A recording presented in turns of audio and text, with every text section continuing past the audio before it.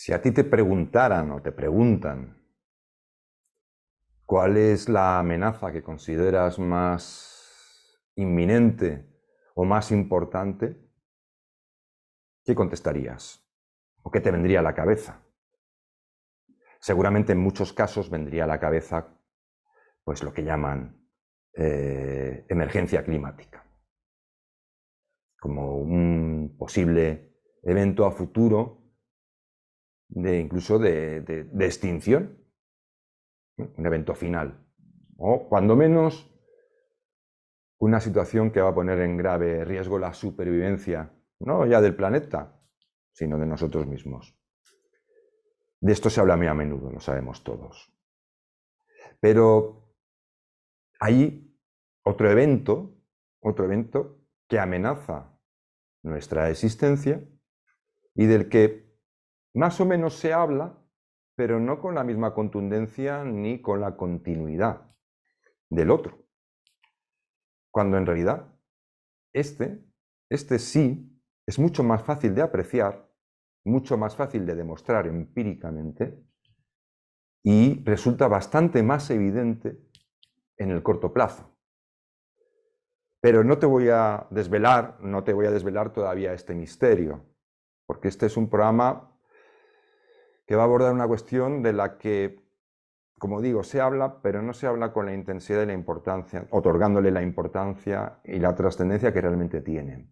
Porque este sí puede ser un evento muy importante para la humanidad. Y tal como discurre ahora mismo, todo apunta a que lo va a ser, no potencialmente, sino que en efecto lo va a ser. Pero antes de ir al asunto, déjame que empiece a contarte la historia de una manera más creativa y más amena, y que seguramente pueda ayudarte o te pueda animar a reflexionar por ti mismo de forma más entretenida y más profunda. Porque a veces lo ameno y lo profundo no son incompatibles, aunque haya que piense que pensar es muy aburrido. No, pensar es divertido y sobre todo, más que divertido, es muy útil. Es útil. Imagina, por ejemplo, imagina en tu cabeza una urbanización típica del extrarradio, de las que hay hoy en día, de estas de planeamiento horizontal. Quiero decir que ocupan un gran espacio de terreno porque los edificios no son altos, no son torres, no son rascacielos, sino son bajitos, que tienen pues chalés, los famosos adosados, y edificios de viviendas que no tienen más de 3 alturas, más de 3 pisos de altura. Todas estas edificaciones, estas casas y esta forma de construcción horizontal, distribuidas en un entramado de calles que se conectan a amplias avenidas, todo de nueva planta, muy ordenadito, muy espacioso, muy agradable, con sus arbolitos, y circunvalado generalmente por un carril bici, ese famoso carril bici, cuyo firme está pintado o bien en un verde vulcanizado o un azul también vulcanizado, que le confiere no solo al carril bici en sí, sino a la urbanización, pues un aspecto moderno y, como no, ecológico. Este modelo de urbanización es la continuación de otro más primitivo que prolifera en los Estados Unidos a finales de la década de 1950 y con bastante más intensidad ya en 1960, a partir de 1960. Y es un modelo de urbanización que llegaría un poquito más tarde a Europa, en pleno boom económico y de natalidad.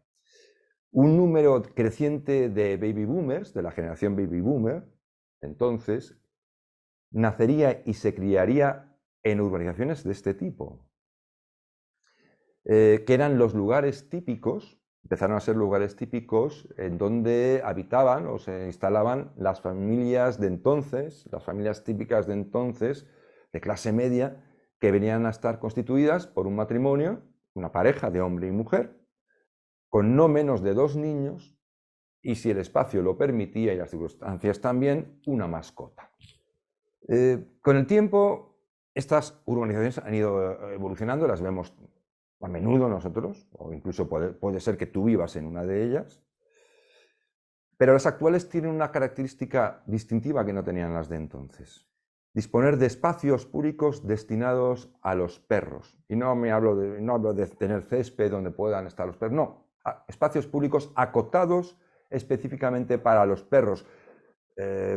Los más habituales, o los que suelen proliferar mucho, pues los lugares habilitados para que llevar ahí a los perritos a que hagan sus necesidades, ¿no?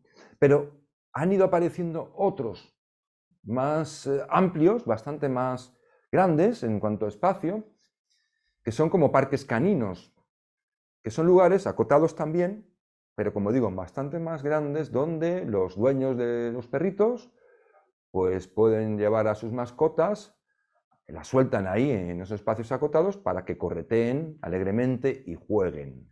Estos espacios, como digo, son cada vez más comunes y contrastan fuertemente con otros. Contrastan especialmente con lo que eran antes los parques infantiles, esos espacios que tampoco eran demasiado amplios, que también existen en las urbanizaciones, incluso en las grandes ciudades, que eran esos lugares donde había columpios y otro tipo de máquinas, o así, de instrumentos, de cositas para que los niños jugaran, jueguen. Bueno, estos parques de perros cada vez más populares y cada vez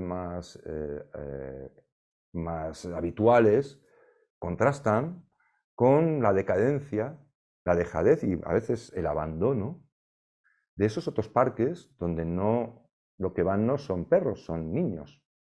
Y esto es una característica muy llamativa no ya de este tipo de organizaciones, sino de nuestro tiempo, el tiempo que vivimos. De hecho, en los parques caninos, esos parques caninos se han convertido con diferencia en los lugares de socialización de esas urbanizaciones, más que los parques infantiles. El decreciente número de niños que acuden con sus padres a los parques infantiles contrasta con el número creciente de parejas o personas que acuden a los parques caninos con sus mascotas. En una ocasión que me llamaba la atención esta singularidad, me detuve a contar el número de perros que correteaban en uno de estos parques caninos.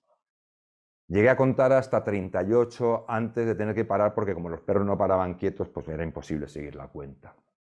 Pero sí pude contar con más facilidad el número de personas que estaban, pues eso, atendiendo a sus perros allí en esos parques caninos. Y conté aproximadamente, un poco más o menos, vino a ser algo como el doble el número de perros. Un poquito menos, 72, quiero recordar. 72 personas por 38 perros, que es lo que llegué a poder calcular. ¿Por qué son prácticamente el doble? Porque muchas de las personas que estaban ahí son parejas que llevan a su mascota a ese parque canino. Imagino que se trata de parejas que llevan a corretear al perro y no al niño al parque infantil, porque de alguna manera la paternidad, el hecho de ser padres, es algo que está pospuesto, postergado o quién sabe si no descartado por completo. Otro indicio de que la afición a los perros pudiera ser un sucedáneo de la paternidad es el ruido ambiente de este tipo de urbanización, donde por encima del rumor del tráfico, que no suele ser tampoco demasiado elevado, porque un tráfico es bastante soportable en esos lugares, no sobresalen ya los gritos infantiles de los niños jugueteando, sino los ladridos de los canes, con respuestas igualmente perrunas de sus colegas, congéneres perros, que se propagan por los confines de la urbanización. Reconozco, y voy a decirlo, que es evidente que esta introducción a un problema que quiero analizar no podría trasladarse a un estudio de ciencias sociales porque no es, digamos, demasiado empírica. Sin embargo, es real y seguramente tú lo puedas confirmar. Si pudiera calcularse o nos dedicáramos a calcularlo, es muy posible que se constataría que hoy muchas parejas en edad de procrear no tienen hijos, pero sí un perro o incluso dos. Y aunque un perro no es equiparable a un hijo, tenerlo al corriente de las obligaciones normativas y sanitarias, bien alimentado, cuidado y atendido, requiere de un esfuerzo económico y personal que tampoco es despreciable, y más ahora con la ley de bienestar animal que pone ya lo de las mascotas mucho más complicado, incluso mucho más absurdo, mucho más absurdo. Bueno, que se puede esperar de las administraciones y sobre todo de los que se dedican a ordenar la vida de los demás sin tener en orden la suya propia y sin saber apenas nada de la vida. Pero bueno, así es como funciona. Pero no me voy a ir por las ramas. Quiero decir, que sea la sobrepoblación de perros una consecuencia relacionada con la escasa natalidad o no, lo cierto es que la tasa de fertilidad en España se encuentra actualmente en 1,3 hijos por mujer. Y esta tasa de 1,3 hijos por mujer está muy lejos de lo que se llama la tasa de reposición. En 2018 nacieron en España 369.302 españoles, niños. 23.879 menos que en 2017. 56.413 menos que en 2012 y 150.447 menos que en 2009. Año en que el número de nacimientos era un 40% mayor que el actual. ¿Tocamos fondo en 2018? En absoluto. El año pasado, en 2022, la cifra de nacimientos fue de 329.892. Es decir, 39.410 menos que en 2018, que parecía el año en el que habíamos tocado fondo. Un diario nacional publicaba un artículo en el que opinaban diferentes expertos sobre el problema de la natalidad. Más concretamente, expertas, porque curiosamente en una sociedad a la que se califica de patriarcal, el problema de la natalidad parece ser un asunto cuya competencia es mayoritariamente femenina. No, lo cual pues tampoco me parece mal, dicho sea de paso. Sea como fuere, las conclusiones de este artículo fueron que el desplome de la natalidad se debía a la dificultad de la conciliación familiar. Ya sabemos. ¿Qué es la dificultad para la conciliación familiar? Pues es una circunstancia que penaliza especialmente a la mujer.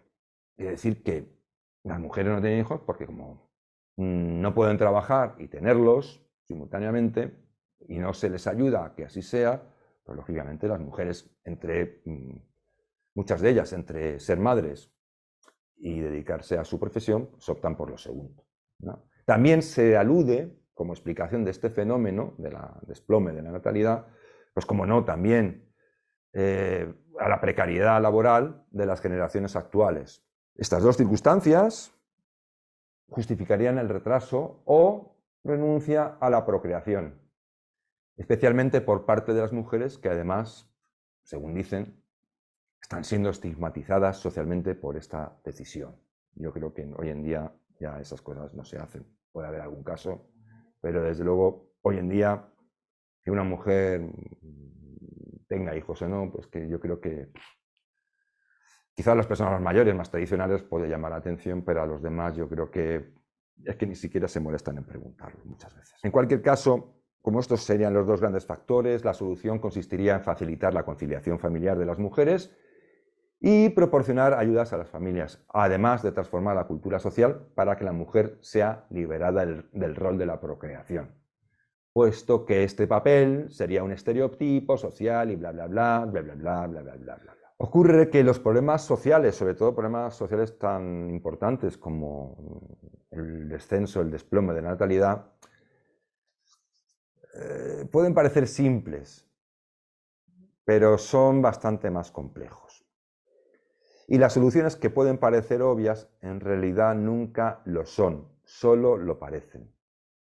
Pero a los políticos, expertos y pues a los ingenieros sociales les conviene que el público crea, tú, yo, que una solución para estos problemas siempre es la solución política. Es decir, llegan los expertos, los políticos y dicen, bueno, nada, planificamos esto, hacemos estas medidas y asunto resuelto, porque es tan evidente que los dos factores que influyen en la falta de natalidad son la dificultad de la conciliación laboral y la precariedad, que bueno, pues que acometemos medidas para solventarlo y esto de la natalidad, visto y no visto, está resuelto. No, desgraciadamente no es así. Los problemas sociales, y pongamos aquí unas comillas, no responden con precisión, ni mucho menos, a las soluciones supuestamente científicas o matemáticas que emanan desde las administraciones, desde la política, desde los expertos y desde los ingenieros sociales. Esto se repite a lo largo de la historia una y otra vez, pero no aprendemos. Es más, esas pretendidas soluciones lo que suelen a menudo es provocar efectos indeseados, que o bien agravan el problema que pretenden resolver, o bien crean sobre ese problema problemas nuevos. Yo recuerdo, por ejemplo, una vez una advertencia cuando viajaba a Venezuela, porque en Venezuela entonces, antes del chavismo y tal, yo era muy joven, nos advertían de cuidado con las venezolanas. Y cuidado, ¿por qué? Porque van a querer llevarte a la cama. Pero te van a llevar a la cama para dejarlas embarazadas. Y tú decías, ¿por qué? Pues que en Venezuela entonces, el gobierno, que no era Chávez, era un gobierno mucho más normal que los que han tenido después, pues tenía problemas de natalidad, se tenían pocos hijos en Venezuela y se decidió pues lo de siempre, hacer políticas sociales y dar dinero al que tuviera niños y tal, en fin, lo cual pues, había ayudas muy generosas, especialmente para las mujeres, y por lo tanto las mujeres que tenían problemas económicos, ¿qué hacían? Pues quedarse embarazadas y cobrar la ayuda. Eso no es una solución. Primero, no sirvió para evitar el desplome de la natalidad en Venezuela, y segundo, lo único que consiguieron es que acabara habiendo los pocos hijos que había en los lugares más inadecuados, pues en familias constituidas por una mujer que además estaba en una situación económica pues no muy boyante y que no tenía la ayuda de nadie, más que estaba prácticamente sola, por lo cual no era el entorno ideal para criar a un niño. Con todos mis respetos, porque habrá quien discrepe y dirá que igual, yo qué sé, tengo alguna fobia. No, no tengo fobias. Lo que ocurre con este tipo de medidas, que claro, estas medidas, cuando se comprueba que no funcionan, ha pasado mucho tiempo. Es decir, cuando el problema se va agravando, a pesar de las medidas, y al final alguien cae en la cuenta y dice, oye, esto que estaba resuelto, resulta que se ha vuelto todavía más grave. ¿Qué ha pasado? Claro, como ha pasado tanto tiempo, nadie se acuerda de las famosas medidas porque ya están ahí perdidas años atrás. Entonces, no caemos en la cuenta de lo de siempre, de que el planificador, el político y el listillo de turno resuelve los problemas. ¿Cómo lo resuelve? Pues haciendo medidas que no sirven para nada en el mejor de los casos. Pero luego, como ha pasado el tiempo, pues nadie se acuerda, ¿no? Vete a pedirle tus cuentas. No nos acordamos quién fue el listo o la lista, o los listos y listas que iban a resolver el problema con, por supuesto, gastando dinero público, ¿no? Porque esto consiste en gastar. Puedo salirla gastando, oye. Hasta la crisis climática se va a arreglar subiendo los impuestos. Eso es, por visto, algo que ya sabemos todos, ¿no? Pero, vamos a ver, para evitar caer en esta trampa, a veces es posible observar los efectos de estas supuestas panaceas en sociedades que nos llevan cierta delantera. Ojo, no tenemos por qué pisar los charcos cuando otros ya los han pisado por nosotros y están ahí y nos pueden decir, mira, esto hicimos y esto es lo que nos ha pasado. Y además lo hicimos bien, podemos irnos a los países que tienen mucha experiencia en políticas muy agresivas y muy potentes en lo que se refiere a las ayudas a la conciliación familiar y a la erradicación de la precariedad económica. ¿A qué países me refiero? Pues me refiero principalmente a los que llamamos países escandinavos o países nórdicos, que fueron pioneros, llevan décadas aplicando potentísimas políticas de conciliación familiar y de ayuda económica. Es decir, allí no tener un niño, o sea, tener un niño no es un problema desde el punto de vista de la conciliación, de ninguna manera, y tampoco económico. Eso está resuelto por el Estado. O sea, puedes tenerlo, estate tranquilo, que ni te va a faltar dinero para criar bien a tu hijo, ni te va a impedir progresar profesionalmente. Pues bien, vamos a los datos otra vez. Después de décadas de implementar medidas para resolver el problema, ninguno de estos países alcanza a día de hoy la tasa de reposición. El que más se acerca es Suecia. Y Suecia tiene una tasa de fertilidad de 1,85 hijos por mujer. Claro que con una salvedad, y aquí tampoco quiero ser polémico, pero el hecho es que Suecia mantiene una tasa más alta que el resto de países nórdicos porque es el país nórdico que ha acogido una mayor cantidad de inmigrantes que el resto, muchísimos más. De hecho, hoy en día el 20% de la población sueca no ha nacido en Suecia. Es forastera. Eso indica pues, que son de otras culturas donde la paternidad y maternidad, pues como sabemos, es mucho más llevadera, o es decir, no se comen tanto el coco y tienen muchos más niños. Por lo tanto, el dato de Suecia hay que cogerlo un poquito con pinzas, pero bueno, da igual. El dato de Suecia es sensiblemente superior a los 1,8 hijos por mujer de Islandia o los 1,7 de Noruega o 1,71 de Dinamarca. Es más, en todos estos países la tasa de fertilidad, salvo repuntes ocasionales por cuestiones que más o menos se da a entender, no ha hecho otra cosa que descender constantemente. Y eso a pesar de todas esas políticas y los enormes presupuestos destinados a sostenerlas. Os voy a poner un punto de referencia muy importante. Por ejemplo, volvamos al pasado, a esa urbanización de los años 1960. ¿no? Pues en 1964, en Suecia, la tasa de fertilidad era de 2,5 hijos por mujer. En Islandia, 3,8, casi 4 por mujer. En Noruega, casi 3 por mujer. Y en Dinamarca, que era la más retrasadilla entonces, que ha sido muy aficionados a tener hijos, debe ser en Dinamarca, de 2,6, que sigue siendo una tasa por encima de la tasa de reposición. Esto significa, como digo, que las medidas de conciliación y de ayuda económica no han revertido la tendencia del desplome de la natalidad en estos países. A lo sumo, y en el mejor de los supuestos, habría ralentizado ese desplome. Incluso esta ralentización podría no estar relacionada exclusivamente con las ayudas estatales, sino en parte, como digo, con la inmigración cuya tasa de fertilidad es, según los estudios, muy superior a los países de acogida. Vamos a centrarnos en España. Momentito, tampoco somos el ombligo del mundo, perdón. En el caso de España es probable que estas medidas supusieran un cierto margen de mejora, puesto que la tasa de fertilidad en España es una de las más bajas del mundo, si no la más baja.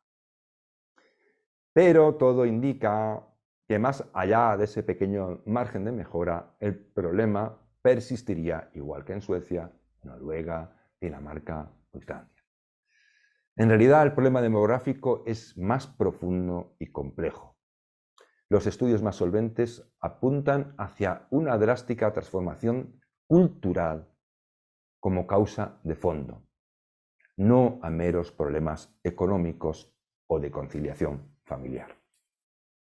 Y esto, a partir de aquí, se pone todavía más interesante el asunto, porque hay lo que yo llamo un punto de inflexión. Hay un acontecimiento o una serie de acontecimientos culturales, sociales, que se producen en un espacio de tiempo dado, en determinados lugares del mundo desarrollado, que van a marcar, como digo, un punto de inflexión en la percepción cultural de lo que es la paternidad, maternidad, procreación.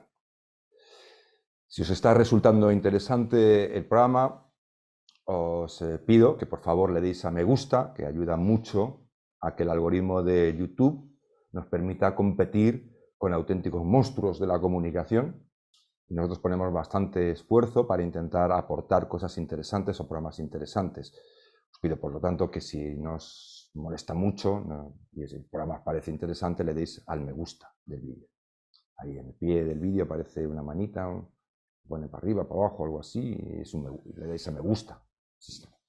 No me gusta, ¿vale? No hagáis como los diputados, estos que tenemos, que no saben votar. Vosotros sois mucho más inteligentes y Si dais al me gusta, sabéis qué es un me gusta y qué es no me gusta. Y también, pues, que os suscribáis al vídeo para estar al corriente, los primeros, tener una notificación de los nuevos programas que van apareciendo, y así no os los perdéis, no tenéis que volver ahí a buscarlos. Bueno, pues dicho esto, seguimos. Vamos a llegar, esto se va a poner cada vez más interesante, por eso os recomiendo que aguantéis, si acaso veáis el programa poquito a poco, a ratos, pero que lleguéis al final, porque esto se va a ir poniendo cada vez más interesante y llamativo. Voy a intentar dar una verdadera imagen de la complicación, de la complejidad del problema de la natalidad, y también implícitamente en esa visión que podemos entender como negativa, no necesariamente para mí lo es, simplemente es la realidad, están implícitas o a veces muy explícitas, pues algunos enfoques o perspectivas que pueden ayudar a afrontar este problema. Hay que decir, aquí no vamos a hablar de decir, vamos a morir todos, sino está pasando esto, por esto y por esto y por esto, y dentro de ese por esto y por esto, pues lógicamente vamos a llegar a la conclusión de que, bueno, si es por esto, pues igual esto otro sería positivo. ¿Qué es de lo que se trata? De lo que se trata. No vamos a ir al catastrofismo, aunque el problema evidentemente es bastante grave. Preocupante, cuando menos. Bueno, pues el punto de inflexión. Hay un punto de inflexión, amigos. Sí lo hay, sí. No es la clave de todo, ni es el nudo gordiano absoluto, ni por sí solo se explica todo, porque como digo, es un problema complejo, pero es un punto importante. Y es un punto muy interesante, ¿no?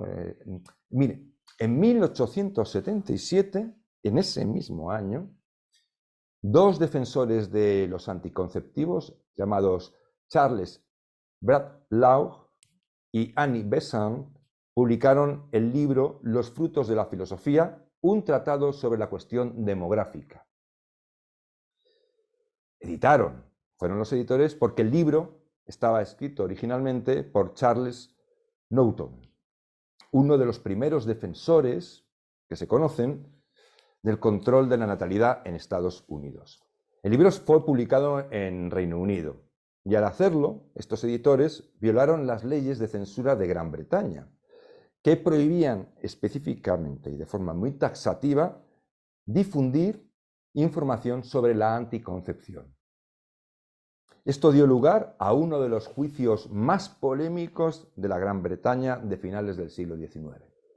Lo interesante, y aquí vamos al punto interesante del caso, es que un año después de la publicación de este libro, solo un año después, el libro fue superventas, no solo fue superventas, sino que, como digo, la polémica que generó permitió darle mucho aire, le ayudó a darle mucha difusión.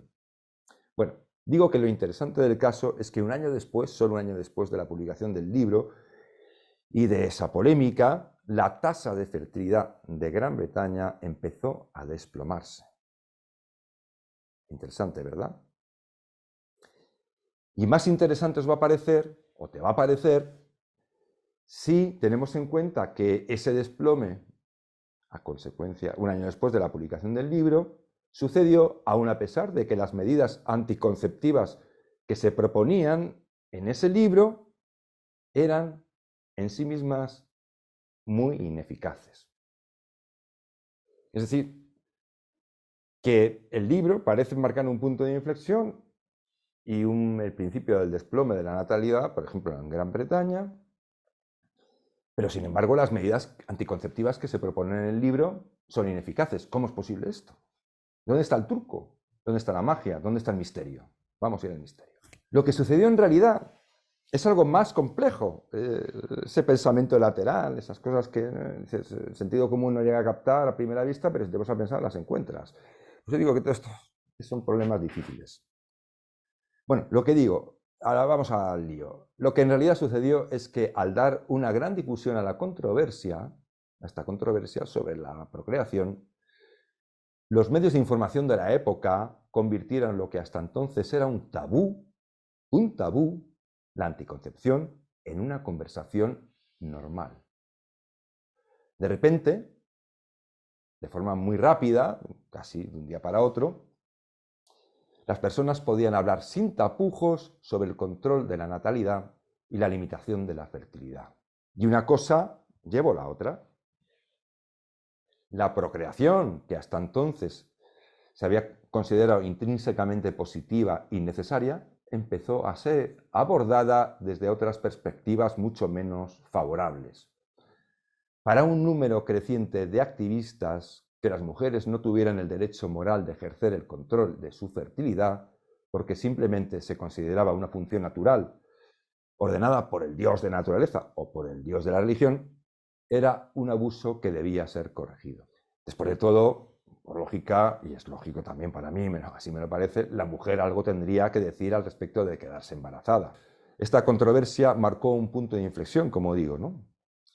Sin embargo, fue más una de las muchas que sucedieron. Solo fue una más de las muchas que sucedieron a lo largo de ese siglo y del siguiente, del XIX y del XX. En todos los casos, sin embargo, en todos los casos de estas polémicas que se fueron sucediendo en el siglo XIX y el XX sobre el control de natalidad, tuvieron una dinámica muy similar. Los activistas presionaban por un cambio en las normas sociales relacionadas con la fertilidad y el público respondía primero escandalizándose. Pero entre acción y reacción, esa llamada ventana de Overton empezó a cambiar de posición. Poco a poco, de forma gradual, en sociedades que cada vez eran más ricas y por lo tanto empezaban a disfrutar de una gran novedad, el tiempo libre. Eso es un lujo muy reciente, de hace muy poco tiempo. Digo que en esas sociedades que cada vez eran más ricas y por lo tanto disfrutaban de un gran invento, un gran descubrimiento, un gran lujo que era el tiempo libre, la percepción social de la procreación cambió de perspectiva. Empezó a no ser percibida como una función beneficiosa y necesaria, sino como una imposición, casi una forma de esclavitud, porque limitaba las aspiraciones vitales, no ya solo de las mujeres, sino de las personas, de las parejas o del hombre y la mujer en general. El derecho a la felicidad, amigos, el derecho a la felicidad individual ganó preponderancia. Y lo hizo, aunque tuviéramos todo el derecho a buscar la felicidad, lo hizo a costa de la función de la procreación, que inevitablemente implicaba, pues lo normal, compromisos, sacrificios y renuncias. Quien sea padre, pues lo sabe. Oye, que tampoco pasa nada, a cambio de otras cosas. Pero eso lo veremos más adelante. Lo veremos más adelante y, como intento siempre, desde una perspectiva más rompedora, más amena y rompedora. Con el tiempo, la perspectiva que se impuso fue que los seres humanos debían aspirar, las personas debíamos aspirar a mucho más que a procrear como conejos. Y la sociedad cambió su criterio respecto de la función de procreación. Aquí me gustaría hacer marcar un énfasis, poner un énfasis a una cuestión. Y la cuestión es que esto no es un enfoque moral.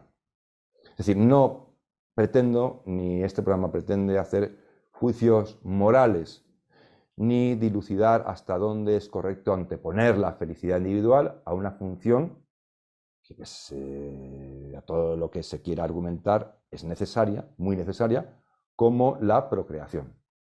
No, vamos a ser más útiles, o yo voy a intentar que seamos más útiles, y tú seguramente estarás de acuerdo. Se trata simplemente de reflexionar, de pensar si no nos hemos pasado de frenada, amigos. Es decir, si en las sociedades desarrolladas no estaremos asociando la procreación a factores exclusivamente negativos que la hacen poco o nada atractiva. Es más, pueden hacerla incluso incompatible con los valores dominantes del presente. Es más, todavía más, es que se vincula la procreación por muchas personas, no pocas, y desde hace tiempo, a un presunto evento final que arrasará el planeta. Por su parte, el feminismo de nueva ola considera la maternidad, y la difunde así, como una forma de sometimiento, de esclavitud de la mujer. Y los postmarxistas, y otros que no son postmarxistas, pero que más o menos defienden lo mismo, consideran la procreación una imposición del capitalismo depredador. Ese capitalismo tan malvado que necesita un número siempre creciente de consumidores a los que sacrificar en el altar de la demanda. Pues bueno, como digo, vamos a buscar un punto medio y no vamos a hacer juicios morales de lo que decida cada cual, porque no somos nadie para juzgar lo que hacen los demás, como tampoco nos gusta que nos juzguen a nosotros cuando tomamos determinadas decisiones. Es muy molesto. Muy molesto y además mal educado, coño. Perdón por el taco, que eso sí que es mal educado. Quizá lo que se empieza a hacer muy necesario es un cambio de perspectiva.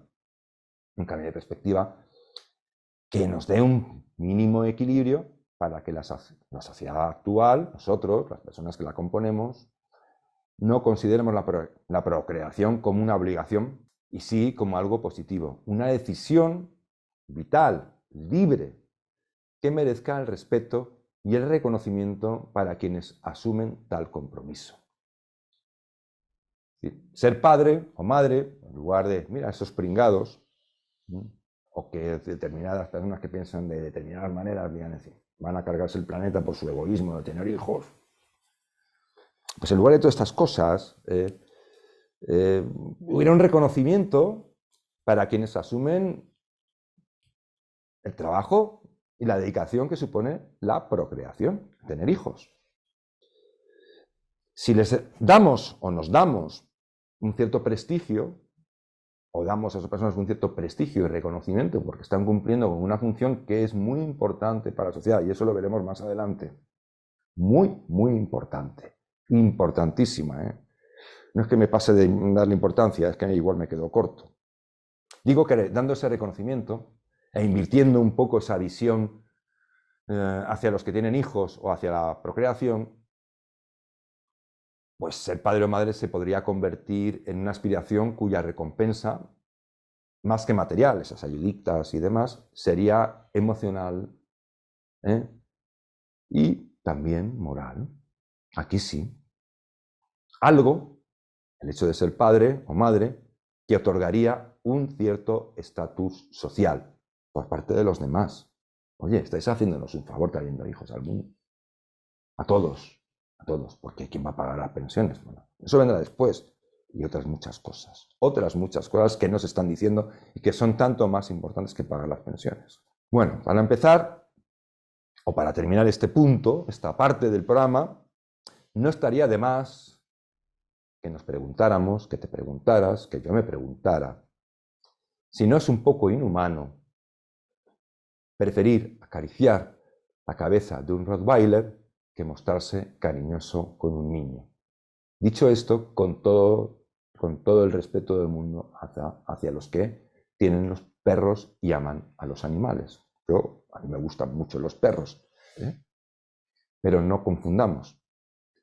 Es muy importante insistir en esto. Algo de inhumano tiene. No en el sentido más negativo y infernal del término, sino en el sentido exacto del término, inhumano. Porque un niño no deja de ser un ser humano, mientras que un perro, pues es un perro. Y con esto terminamos la segunda parte. Vamos a por la tercera y última. Y aprovecho de nuevo para recordaros que si os gusta, os parece interesante este programa, le deis al me gusta y os suscribáis al canal. Nos hacéis un favor con eso, no os cuesta dinero, nos cuesta prácticamente más que mover el dedito o el ratoncito, y a nosotros nos ayudan mucho los me gusta con el algoritmo de YouTube.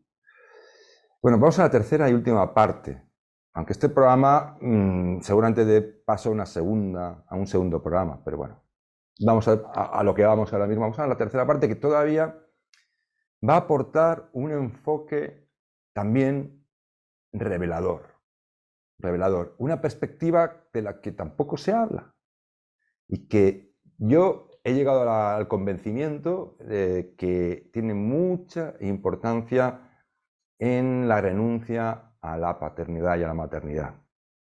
Es una parte muy importante. Yo cada día lo tengo más claro. Igual me equivoco y al final me dicen, no, estabas me equivocado. Bueno, pues cuando llegue ese momento lo reconoceré. Ahora mismo estoy convencido de esta parte que os voy a contar. Es que todavía queda ese tercer enfoque. Un enfoque que, por lo que yo leo y veo, algunos sí, personas muy inteligentes que yo he leído en alguna ocasión, sí lo detectan, pero que la mayoría todavía no se ha dado cuenta de él. Y este enfoque, este factor que afecta negativamente a la procreación, a la voluntad de tener hijos y a la consumación de esa voluntad, es la propagación de la creencia de que ser buen padre o madre es, por definición, una misión imposible. Y ahora voy a explicar por qué. Y, puesto que es una misión imposible ser buen padre o buena madre, lo más probable es que la paternidad acabe en un drama, incluso en una tragedia. Como explicaba al principio del programa, las explicaciones de lo que se ha dado a llamar invierno demográfico son variadas. Pero básicamente os recuerdo que se dividen en dos puntos fundamentales, como son la conciliación laboral y la precariedad laboral, o económica, perdón. Esos son los dos puntos que siempre están en los primeritos en los programas de quién, si no, de los políticos, ¿no? Vale, pero hay dos formas de abordar este problema, que es lo que estoy haciendo en este programa, que es, uno, abordarlo desde el punto de vista de la incertidumbre material, y otro, de las transformaciones culturales. Yo creo que las transformaciones culturales, que tienen también que ver con la evolución de lo material, pero no en el sentido cortito ese que quieren entender, las transformaciones culturales son para mí las más importantes. No niego que la cuestión material pueda tener su incidencia, no la niego. Vamos a no ir a absolutos, vamos a ir a intentar componer este rompecabezas. Pero para considerar que lo material pesa menos que lo cultural, me remito a aquellos países, como he dicho antes, que llevan mucho tiempo aplicando medidas políticas, básicamente son materiales, ayudas materiales, y que no consiguen, pese a décadas de darle ahí al manubrio de los impuestos y de las ayudas, llegar ni de lejos a la tasa de reposición. Es un problema complejo. Y por eso seguramente pues, el enfoque de las medidas materiales pues, es muy cortito. Creo que en efecto las razones son más culturales que económicas y que esto no se ha abordado de forma, yo creo que suficientemente astuta. No es que yo sea más astuto, a ver, que al final van a decir, qué listo es. No, si yo, vamos a ver, lo que yo intento expresar en los programas no son ideas todas que vienen en mi cabeza porque soy un superdotado. Yo soy más tonto, bueno, soy de los 3 o 4 más listos de mi pueblo, como mucho. Mi pueblo es muy pequeño. No. Intento volcar en los programas lo que voy viendo, leyendo y aprendiendo de otras personas, de otros enfoques, de datos, de estudios, de opiniones, de personas que considero solventes. Es decir, no basta con revigorizar, en mi opinión, la familia tradicional, que es uno de los enfoques más... En Hungría es el enfoque y es un enfoque muy neoconservador, que yo no discuto que tenga sus efectos, pero no es suficiente tampoco. No porque yo no crea en ese modelo de la familia tradicional, sino porque me temo que como solución pues, se queda corta. No es, en mi opinión, solo que la llamada familia democrática, ese concepto que nace en Suecia, desafíe a la familia tradicional, o que el uso de medios anticonceptivos en el seno del propio matrimonio, familia o pareja, se haya convertido en una práctica muy extendida, que lo es, una práctica muy extendida, o que el sexo lúdico, el puro disfrute, se imponga a la función reproductiva, o que se haya popularizado la idea de que los hijos hay que concebirlos como planes quinquenales de la antigua Unión Soviética, o esperar el momento exacto en el que se alineen todos los astros para decir, ahora sí puedo tener el hijo, porque todo está a favor. Hay otro factor que incide con fuerza en la negación y en la renuncia de la paternidad. ¿Cuál es? Pues lo voy a decir, sin rodeos. El convencimiento de que es una materia extremadamente compleja para la que ninguno de nosotros, los que aspiramos o somos padres, estamos ni de lejos preparados. Ser padres se percibe hoy, poco más o menos, como tener que diseñar la máquina más sofisticada del mundo sin saber una palabra de ingeniería. El instinto paternal, la buena voluntad, el sacrificio, la devoción ya no son suficientes, amigos. Hay que estar al corriente de innovadoras teorías psicológicas y sofisticadas técnicas pedagógicas para poder aplicarlas con precisión y de forma masiva en nuestros hijos. O, como esto no es posible, ¿qué podemos hacer? Delegar en un ejército de expertos de diferentes disciplinas para conjurar los temibles y horribles peligros de la incompetencia paterna. Conclusión, amigos. La idea que se ha instaurado, y está muy presente, amigos, es la idea de que llevar el hombre a la luna es una broma en comparación con la paternidad. A esta percepción tan terrorífica, tan acongojante, se añade además un feroz determinismo. La creencia en que un hijo será feliz o desgraciado, exitoso o un fracasado, rico o pobre como una rata, en función de los aciertos y errores de los padres. No es ya, ojo, que los padres influyan en la formación del carácter de sus hijos, es que son absolutamente determinantes. El hijo es una creación del padre, de los padres. No es una persona distinta, es una creación o recreación. Por eso el hijo puede decirte, tú me hiciste como soy. Luego, lo que ocurra conmigo será culpa tuya. Este pensamiento o esta idea pesa mucho en muchos padres o muchas personas que querrían serlo y la verdad, dicho en castizo, les acojona tomar la decisión final. Porque ¿a quién no le intimidaría el juicio eterno, eterno, por siempre jamás, de que sus decisiones y actos, incluso los más nimios o a priori intrascendentes, van a determinar el futuro de su hijo? Oye, esto, como digo, acojona, ¿eh? A mí me acojona, me imagino que a otras personas también, igual a ti también. En cierta forma, los hijos ya no son los hijos de sus padres, son los hijos de su tiempo. La paternidad se ha modernizado, pero es una modernización muy asimétrica.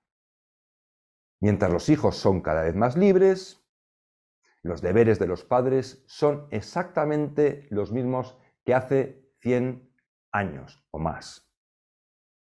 Para los padres no ha habido ninguna relajación. Al contrario, sobre esas obligaciones que no han cambiado y que se remontan a mucho tiempo atrás, las tradicionales obligaciones que se han mantenido intocables, se han añadido otras nuevas que dejarían perplejos a nuestros abuelos y ancestros.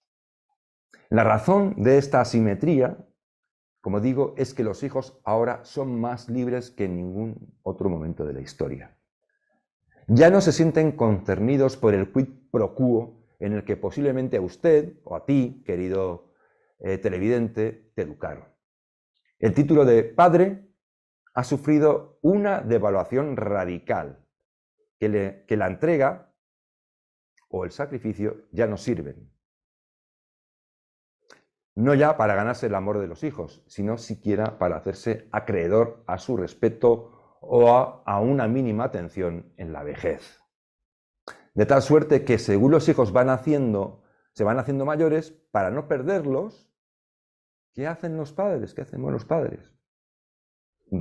Nos vemos obligados a desarrollar nuevas y complejas habilidades, a aprender estrategias para resultar especialmente atractivos y seductores, simpáticos y atrayentes, ser un rostro sonriendo eternamente, en cualquier circunstancia.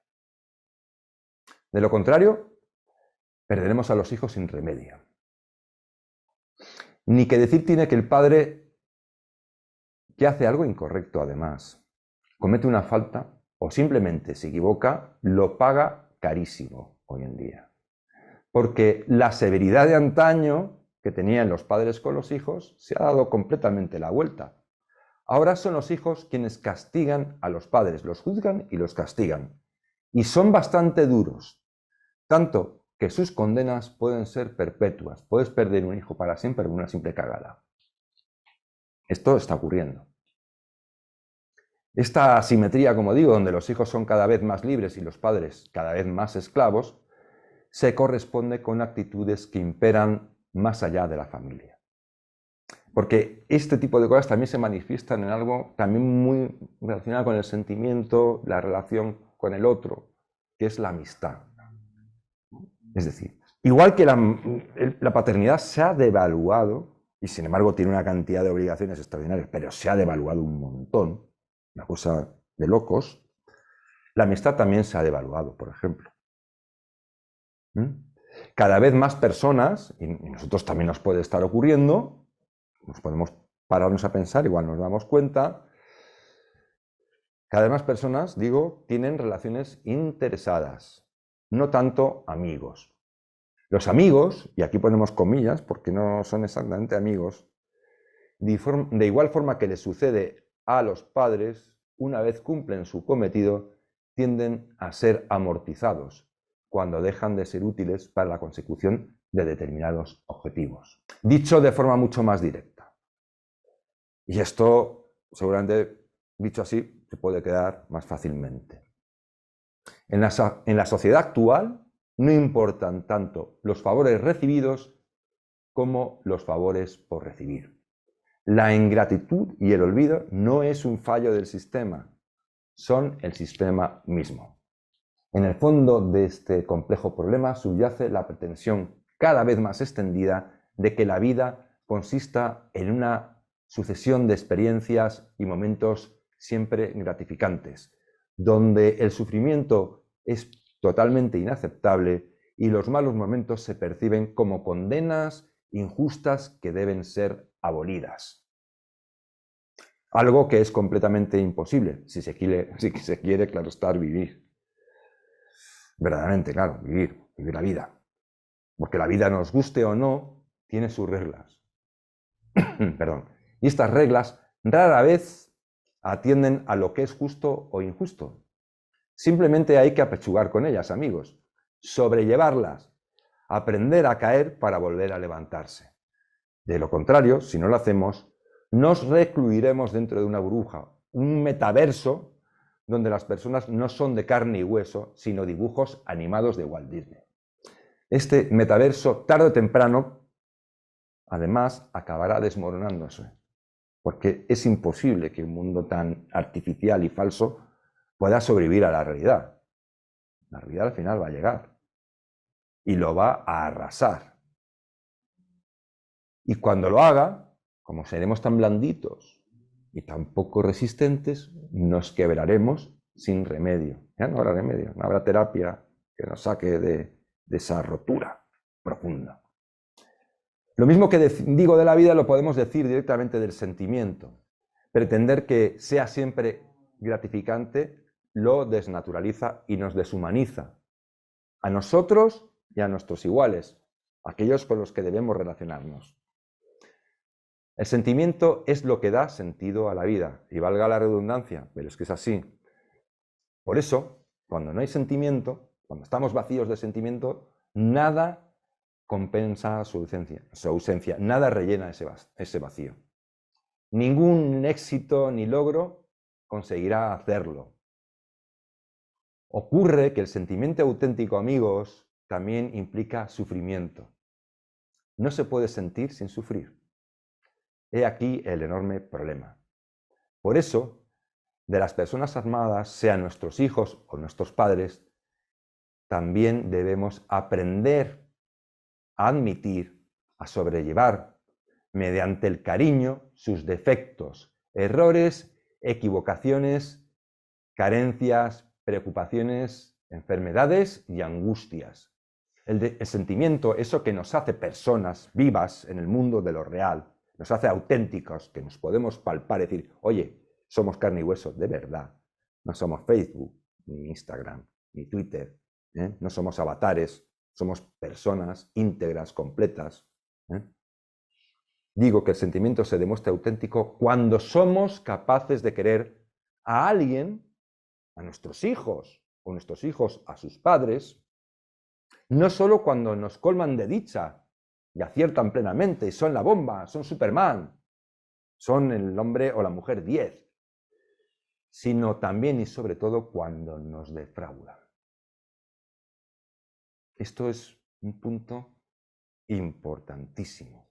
En resumen, llegado hasta este punto del programa y de esta tercera parte, de esta tercera razón de haber convertido la paternidad en algo que nos aterra, porque según los expertos políticos y planificadores y pedagogos y yo qué sé, todo el mundo que sabe más que nosotros, la paternidad es una misión imposible. Acaba, por definición, en fracaso porque no podemos saber todo lo que necesitamos saber para educar a un ser humano. Como si el ser humano, por sí mismo luego, en un momento dado, e incluso antes de lo que pensamos, no tuviera su propia autonomía y su propia capacidad de aprendizaje. Los hijos no son cyborgs que programamos, son personas como nosotros. Y en una sociedad que tiende mucho al victimismo, pues sí, es como decir, no, la culpa no es mía, la culpa es de la sociedad, la culpa no es mía, la culpa es de mis padres que me hicieron como me hicieron. No, señor. Aún en situaciones muy difíciles y vidas muy complicadas, las personas pueden elegir. De hecho, hay personas que han tenido una vida y unas familias o algo parecido espantosas, y son personas admirables, exitosas. No el éxito en el sentido hortera, sino en el sentido auténtico. El sentimiento se demuestra auténtico cuando somos capaces de querer a alguien siempre y en todo momento. Hombre, a un psicópata no. Vamos a ver, si nos sale un hijo psicópata, pues tenemos un problema. Pero mientras sea un chaval medianamente aceptable, pues no podemos querer solo cuando triunfa y cuando saca unas notazas o cuando hace todo aquello que esperamos de él, sino cuando a veces pues, nos defrauda. Ahí es donde hay que demostrar el sentimiento, amigos. Es que el sentimiento donde de verdad tiene valor, importancia, es en los momentos difíciles, no en los fáciles. Por eso mi conclusión es que quizá para animarse a ser padre bastaría con entender todo esto y asumirlo, sin dramas, sin tragedias. Si los padres, nosotros, yo soy padre, somos capaces de hacerlo, quizá a su vez nuestros hijos o los hijos de quienes son padres lo acaben entendiendo. Y esto es importante que lo acaben entendiendo antes de que sea demasiado tarde para ellos. Porque si en definitiva nos preocupa que nuestro mundo se convierta en un gigantesco geriátrico, sin cuidadores, porque claro, cada vez va a haber menos niños, va a ser un ejército de viejecitos sin apenas personas que los atiendan. Es más, con la dinámica actual, abandonadas a su suerte. Quiero decir que si no queremos que el mundo se convierta en un gigantesco geriátrico de personas desvalidas, viejas, pues el primer paso para intentar evitarlo sería desprenderse de este miedo cerval, desproporcionado y ridículo a traer hijos al mundo. Porque digan lo que digan los expertos y los agoreros, la paternidad no es un posgrado imposible ni una condena. Es simple y llanamente la vida misma. Y la vida siempre encuentra su camino, siempre se abre paso. Y nuestros hijos también. Muchas gracias. Aquí terminamos este programa. Posiblemente hagamos un segundo sobre las consecuencias que tiene el desplome de la natalidad, porque hay algunas consecuencias que la gente no sabe, que tienen una importancia enorme y no es pagar las pensiones. Va mucho más allá, muchísimo más allá.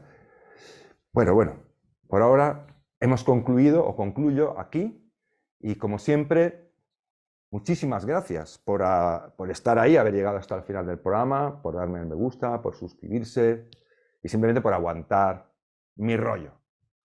Muchísima suerte y nos vemos en el siguiente programa, amigos.